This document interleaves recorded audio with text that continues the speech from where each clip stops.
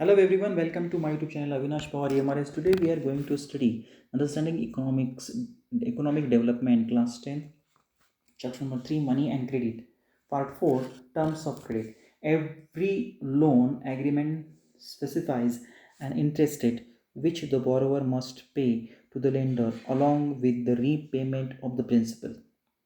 आता आपण म्हणूया की प्रत्येक आपण जे काही कर्ज आपण घेतो आणि त्याच्यामध्ये सांगितलेलं असतं की किती तुम्हाला व्याजाने जो कर्जदार आहे ज्याने कर्ज घेतलेलं आहे त्याला लेंडर म्हणजे कर्ज देणारा, बॉरोवर म्हणजे पैसे घेणारा. तर आपण लेंडरला किती व्याजाने आपल्याला व्याजाने पैसे परत करायचे आहेत, जी मूळ रक्कम आहे आणि त्यानुसार आपण कर्ज हे ठरलेलं असतं.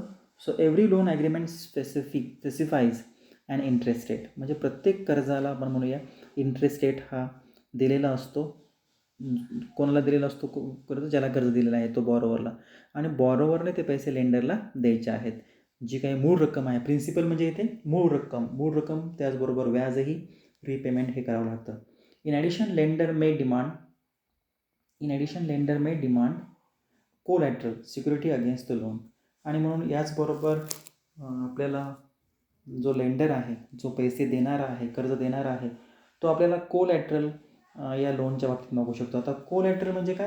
एक सुरक्षा, ज्याला आपण म्हणूया ऋणाधार, आपण ज्याला म्हणूया मराठीमध्ये त्याला तारण असं म्हणतात. तुम्हाला कर्ज पाहिजे तर तुमच्याकडे काय आहे जे आम्ही तुम्हाला कर्ज देऊ? ज्याच्या नावावर काहीच नाही आहे त्याला आपण कर्ज कसं काय देणार? मग त्याची शाश्वती तरी काय, तो आपण आपलं कर्ज परत करू शकेल. म्हणून त्याच्या नावावर काय काय आहे ते आपण म्हणूया तारण. आणि त्या तारणावर बँक किंवा जे लेंडर आहेत, पैसे देणारे जे आहेत, ते कर्ज हे देत असतात. So collateral is an asset that the borrower owns. Collateral हे एक ॲसेट आहे, ज्याला आपण म्हणूया संपत्ती आहे, जी बॉरोवरच्या मालकीची असते. बॉरोवर म्हणजे कोण? ज्याला कर्ज घ्यायचं आहे तो, त्याच्या मालकीची असते. सच ॲज, मग काय असतं? जमिनीवरती घेऊ शकतो, land, building, vehicle, livestock, deposit with the bank. मग कर्ज कशावर मिळतं? तारण कशाचं असतं तारण? तर जमीन आहे, बिल्डिंग आहे, गाडी आहे. जसे तुमचे लाईव्हस्टॉक्स म्हणजे जनावरं आहेत, तर डिपॉझिट बँकमध्ये आहे ती आहे. And uses this as a guarantee to the lender until the loan is repaid. आणि ह्या ज्या वस्तू आहेत त्या वस्तूवरती लोन मिळतं आणि ती गॅरंटी म्हणून ठेवली जाते. आणि जोपर्यंत लोन परत करत नाही तोपर्यंत त्या वस्तू या आपण म्हणूया त्या गॅरंटीसाठी हे ठेवले जातात.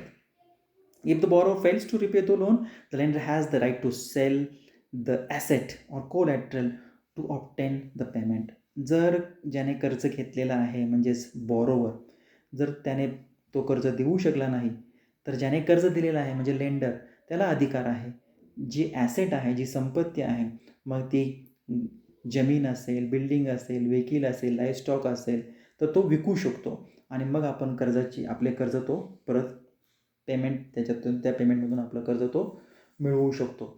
Property such as land, title, deposit with the bank, livestock are some common example of collateral used for borrowing. आणि म्हणून प्रॉपर्टी म्हणूया, तारण म्हणजे काय? प्रॉपर्टी. त्या प्रॉपर्टीवर लोन मिळतं.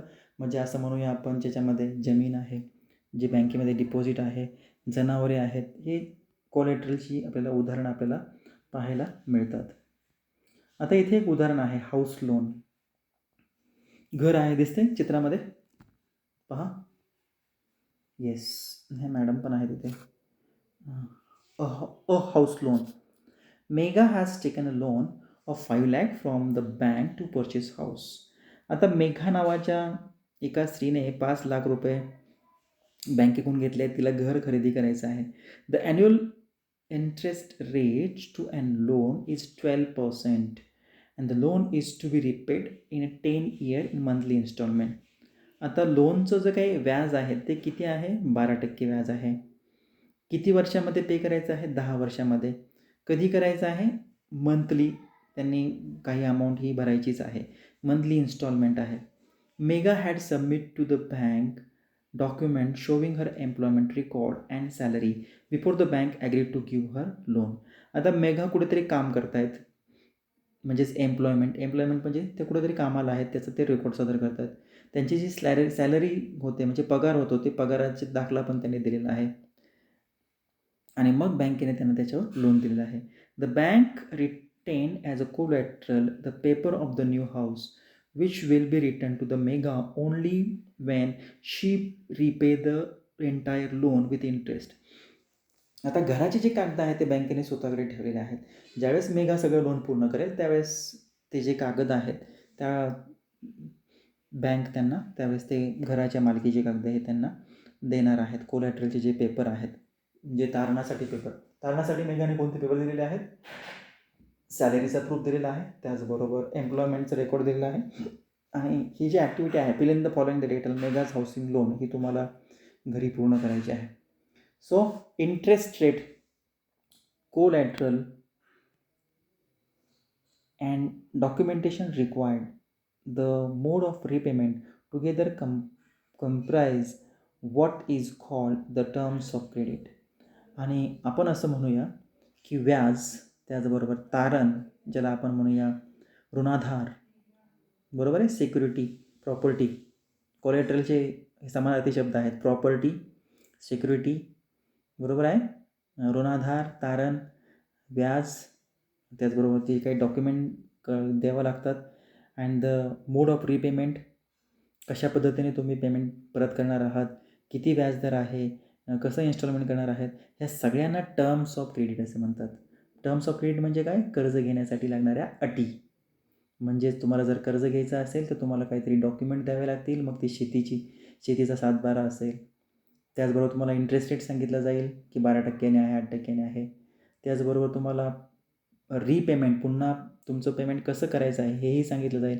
ह्या सगळ्यांना टर्म्स ऑफ क्रेडिट असं म्हणतात, म्हणजेच कर्जाच्या अटी सांगितल्या जातात. The terms of credit vary substantially from one credit arrangement to another. म्हणून एक कर्जाच्या ज्या काही अटी आहेत त्या दुसऱ्या कर्ज प्रकारापेक्षा याच्यामध्ये खूप सारा फरक असू शकतो. म्हणजे फरक आहे, व्हेरी आहेत. टर्म्स ऑफ कंडिशन, कर्ज ज्या घेण्यासाठी ज्या काही अटी आहेत त्या कर्जाच्या प्रकारानुसार ह्या वेगवेगळ्या असू शकतात. They may vary depending on the nature of lender and the borrower. आणि ह्या अटी ज्या आहेत ह्या वेगवेगळ्या असू शकतात. कर्जदाराचं स्वरूप काय आहे किंवा ज्याला कर्ज घ्यायचं आहे बॉरोवरचं स्वरूप काय आहे. The next section will provide example varying terms of credit in a different credit arrangement. आणि आपण पुढच्या सेक्शनमध्ये उदाहरण पाहणार आहोत की कशा पद्धतीने या कर्जाच्या ज्या काही अटी आहेत त्या कशा वेगवेगळ्या प्रकारच्या आपल्याला पाहायच्या आहेत. चला काही उदाहरणं आपण याच्यामध्ये पाहणार आहोत. Variety of credit arrangement, example of varies. Rohit and Ranjana had finished reading about the terms of credit in class. They were eager to know various credit arrangements that existed in their area. आता रोहित आणि रंजना हे वाचतायत की कशा पद्धतीने कर्जाच्या ज्या काही अटी आणि शर्ती आहेत त्या त्यांनी क्लासमध्ये वाटलेल्या आहेत. आपण पण पाहिलं ना की व्याज किती असायला हवं, त्यासाठी कोलॅटरल तारण काय हवायला हवं, डॉक्युमेंट काय लागतात, कशा पद्धतीने रिपेमेंट करणार आहात. तर कोलॅटरल ज्याला म्हणूया, जे ॲसेट असतं ज्याला आपण म्हणूया ॲसेट, मग ते सिक्युरिटीच्या स्वरूपात घेतलं जातं ज्याच्यामध्ये लँड, बिल्डिंग, व्हेकिल, लाईव्हस्टॉक आपण पाहिलं होतं ना. तर ते त्यांनी क्लासमध्ये पाहिलेलं आहे आणि त्यांनी आता त्यांच्या आसपासच्या एरियामध्ये कशा प्रकारे कर्जाचे जे प्रकार आहेत किंवा कर्जाच्या जे काही अटी आहेत कर्ज घेण्यासाठी कशा वेगवेगळ्या आहेत. हू were the people who provided the credit. आणि लोन तुम्हाला कोण देऊ शकतं, कर्ज तुम्हाला कोण देऊ शकतं. हू वेअर द बॉरोवर, उसने घेणारे लोक कोण असतात, कर्ज घेणारे लोक कोण असतात. Who were the terms of credit, what were the terms of credit. Loan घेण्यासाठी कर्ज घेण्यासाठी काय अटी असतात. They decided to talk some people in their village. आणि मग आपल्याला हे रेकॉर्ड पाहायचं आहे. 15th November 2019 we head directly to the field where the most farmer and labor would be working at this time to the day. The field are planted with the potato crop. We first meet Shamal, a small farmer in Sonpur, a small irrigated village.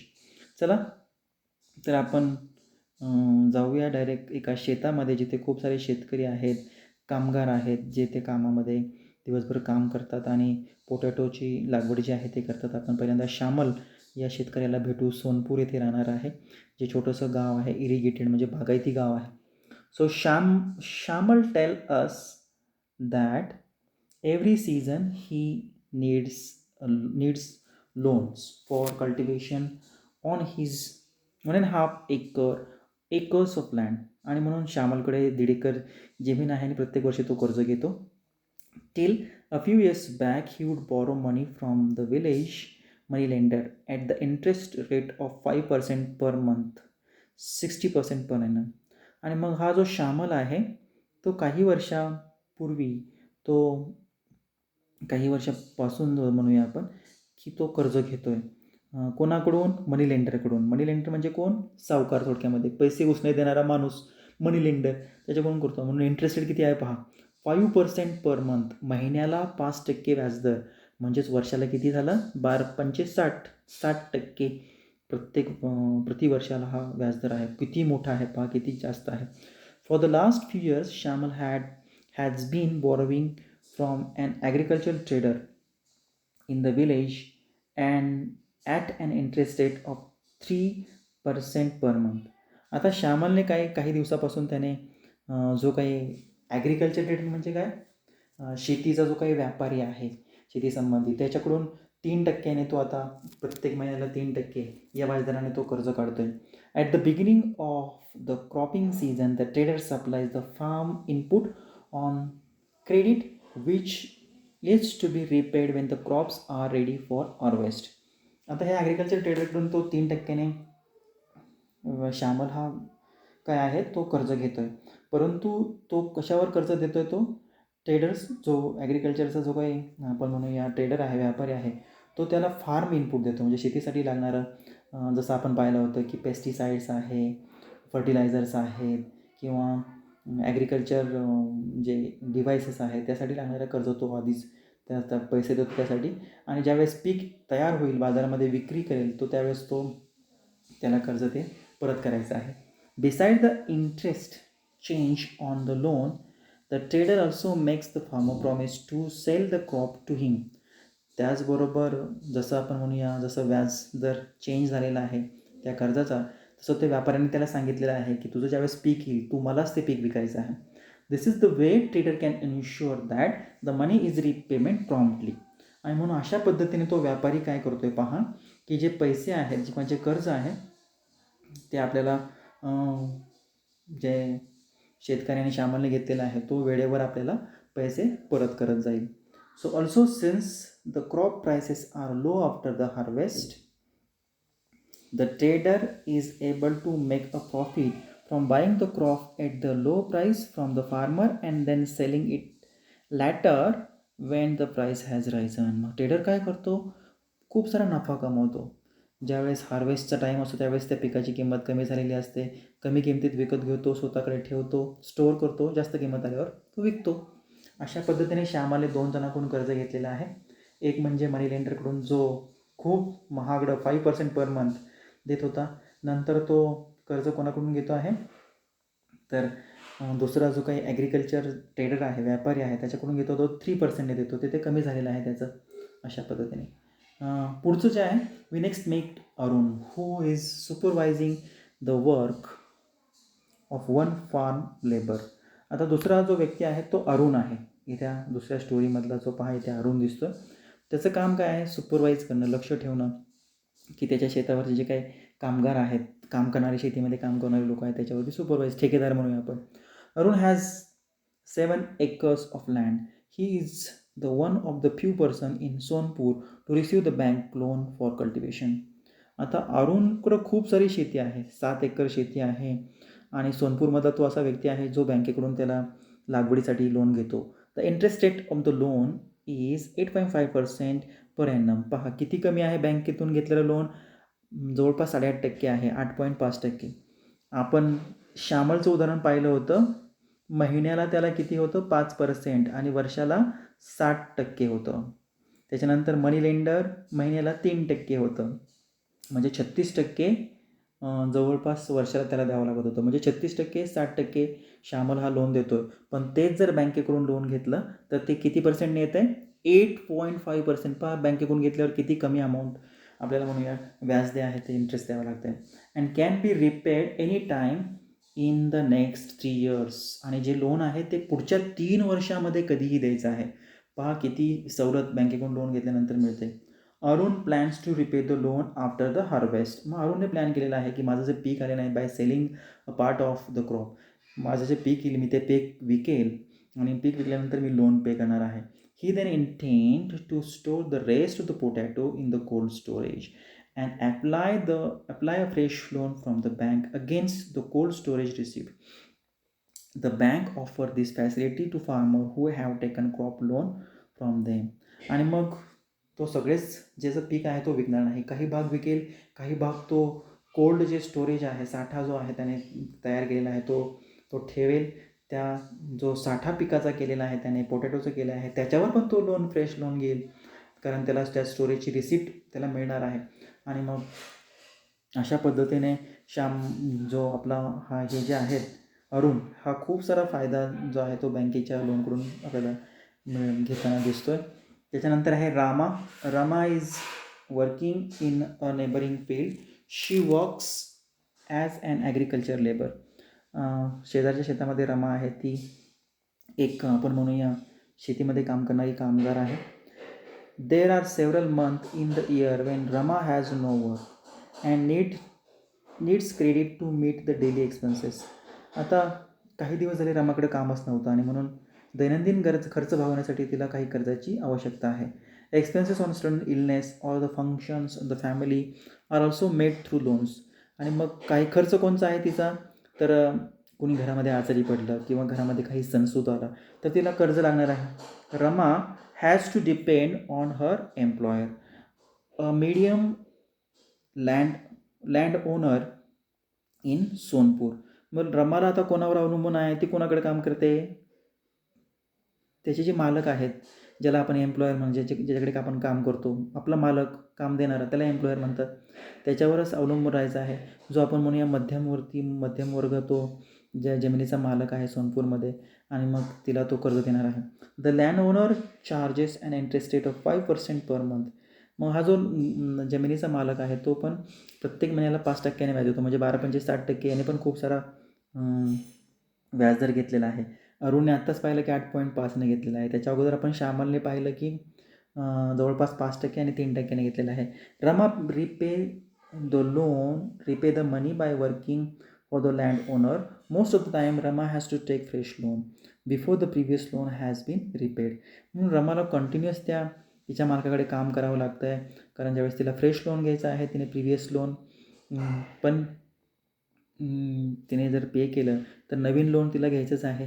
आणि म्हणून तिला तिच्या ज्या मालकावर जे आहे, शेतीचा जो मालक आहे त्याच्यावर अवलंबून राहावं लागतं. ॲट प्रेझेंट शी ओज द लँड ओनर ₹5,000. तो land owner doesn't treat her well, she continues to work for him. आणि आत्ता तिच्याकडे तिने कर्ज जे आहे 5,000 घेतलेलं आहे. त्याचबरोबर तिचा जो मालक आहे जमिनीचा मालक, तोही तिच्याशी नीट वागत नाही आणि तिला त्याच्याबरोबरच काम करावं लागत आहे. काम त्या शेतीच्या मालकाबरोबर ज्याच्याकडे ती काम करते, लँड ओनर जमिनीचा मालक, त्याच्याबरोबरच तिला काम करावं लागणार आहे. Since she can get a loan from him Wien in need. कारण तिला त्याच्याकडून काय मिळणार आहे, त्या मालकाकडून कर्ज मिळणार आहे. Rama tells us that the only source of credit for the landless people in Sonpur are land owner employers. म्हणून रमा सांगते की मला कर्ज कोणाकडून मिळू शकतं, मी ज्या शेतकऱ्याकडे काम करते तोच मला कर्ज देऊ शकतो, कारण माझ्या नावावर तर जमीनच नाही आहे, मग मी काय कोलॅटरल देणार. म्हणजे रमा ही एक कामगार आहे जिला काहीही कोलॅटरल देता येत नाही, त्याच्यामुळे ती कायम कर्जाच्या जाळ्यामध्ये अडकणार आहे. तिच्या मालकाकडून तिला कर्ज मिळणार आहे. दुसरा आहे अरुण. खूप सारी शेती आहे, शेतीच्या ह्याच्यावर किंवा त्याने जो पीक स्टोअर केलेला आहे त्याने पीक काढलं आणि व्याजदर पण कमी आहे. पहिला होता श्यामल, ज्याला आपण म्हणूया प्रत्येक सीझननुसार तो थोडीशी शेती होती, त्या शेतीवरती तो कर्ज काढतो 60% प्रत्येक वर्षाला, नंतर 3%. अशी 3 उदाहरणं आपण पाहिलेत आणि त्यांचे टर्म्स ऑफ क्रेडिट हे आपण पाहिलेले आहेत. आता इथं आपल्याला आणखीन एक उदाहरण पाहायचं आहे, लोन फ्रॉम कोऑपरेटिव्ह. आता इथे कोऑपरेटिव्ह म्हणजे काय, म्हणजे सहकारी संस्था आपण म्हणूया. Sir, besides bank the other major source of cheap credit in the rural areas are the cooperative societies for cooperatives. तर बँकेशिवाय दुसरं कोण कर्ज देतं स्वस्तामध्ये, तर ते आहेत कोऑपरेटिव्ह सोसायटी, ज्याला आपण म्हणूया सहकारी संस्था. Member of cooperatives pool their resources for cooperation in certain areas. आता सहकारी संस्थेचे जे सदस्य आहेत ते आपल्या संसाधनावरती, आपल्या रिसोर्सवरती काही क्षेत्रामध्ये सहकार्यासाठी एकत्र त्यांना केलं जातं. देर are several types of cooperatives possibly such as a farmers cooperatives, weavers cooperatives, industrial worker cooperatives. आता हे जे काही सहकारी संस्था आहेत ते शेतकऱ्यांची असू शकते, विणकरांची असू शकते, कामगारांची जे इंडस्ट्रीमध्ये काम करतात, कारखान्यामध्ये काम करतात त्यांची असू शकते. बरोबर आहे ना. कृषक कोऑपरेटिव्ह फंक्शन जसं आपल्या गावामध्ये असतं ना सहकारी संस्था, समजा आपण म्हणूया मवेशी सहकारी संस्था जसं आपण म्हणूया, किंवा दुग्ध विकास संस्था, सहकारी दुग्ध विकास संस्था, किंवा सहकारी साखर कारखाना. तर अशा पद्धतीने या सहकारी संस्था आहेत. कृषक cooperative functions in the village not very far away from Sonpur. आता इथे कृषक सहकारी संस्था आहे, सोनपूरपासून थोड्याशा अंतरावर आहे. It has 22,300 farmer as a member. याच्यामध्ये जवळपास 2300 फार्मर त्या संस्थेचे मेंबर आहेत कृषक कोऑपरेटिव्हचे. It accept deposit from its member. ती त्यांच्या सदस्यांकडून 2300 सदस्य जे आहेत त्यांच्याकडून काही रक्कम घेते. With this deposit as a collateral the cooperative has obtain a large loan from the bank. आणि मग जी रक्कम त्या मेंबरकडून प्राप्त होते त्याच्याकडून मोठ्या प्रमाणात ती बँकेकडून कर्ज घेते. कारण आपण पाहिले आहे की कोलॅटरल आपण डिपॉझिट इन बँक याच्यावर आपण जी काही डिपॉझिट आपल्याकडे आहे, जी रक्कम आहे त्या रकमेवर आपण कर्ज घेऊ शकतो. This fund are use to provide loan to the member. आणि मग जे कोऑपरेटिव्हचे जे मेंबर आहेत 2300 मेंबर, त्यांना आपण ज्याला पाहिजे त्याला आपण ज्यावेळेस गरज आहे त्यावेळेस तो कर्ज त्या व्यक्तींना देऊ शकतो. अशी जी सहकारी संस्था आहे. Once this loans are repaid the another round of lending can take place. आणि एकदा एक लोन दिलं की दुसरं पण पुन्हा एकदा लोन हे घेता येतं. कृषक cooperative provide loan for the purchase of agriculture implement, loans for the cultivation and agriculture trade, fishery loan for the construction of house and for variety of other expenses. ह्या ज्या सहकारी संस्था आहेत ह्या सहकारी संस्था शेतीसाठी लागणारे अवजारे किंवा लागवडीसाठी, त्याच्यानंतर जे काही आपले शेतीसंबंधी जे काही व्यापार आहेत, जसं आपण म्हणूया मत्स्यपालनासाठी कर्ज, त्याचबरोबर घर बांधणीसाठी, अशा वेगवेगळ्या कारणासाठी ह्या ज्या सहकारी संस्था ज्या आहेत हे आपल्याला कर्ज देतात. याचा व्याजदर पण कमी असतो, कारण वेगवेगळे सदस्य आपल्याला जसे आपल्याकडे पैसे येतील, जर जास्त पैसे झाले तर आपण जसं बँकेमध्ये डिपॉझिट करतो तसेच ते सहकारी संस्थेमध्ये जमा करतात. मग सहकारी संस्था बँकेकडून कर्ज घेते आणि आपले जे काही सदस्य आहेत, जसं 2300 सदस्य होते त्या सदस्यांना ते लोन देऊ शकते. तर असे हे सगळे क्रेडिट अरेंजमेंट आपण पाहिले एक सहकारी संस्थेचा. त्यानंतर गावातील सावकार, त्याच्यानंतर ॲग्रिकल्चर जे ट्रेडर्स आहेत, व्यापारी जे आहेत शेतीचे, ते असे वेगवेगळे लोक जे आहेत कर्ज देऊ शकतात. एकंदरीत कर्जाचे प्रकार हे सगळे वेगवेगळे आपण आता पाहिले. So that's all from my side. Thank you very much for watching this video.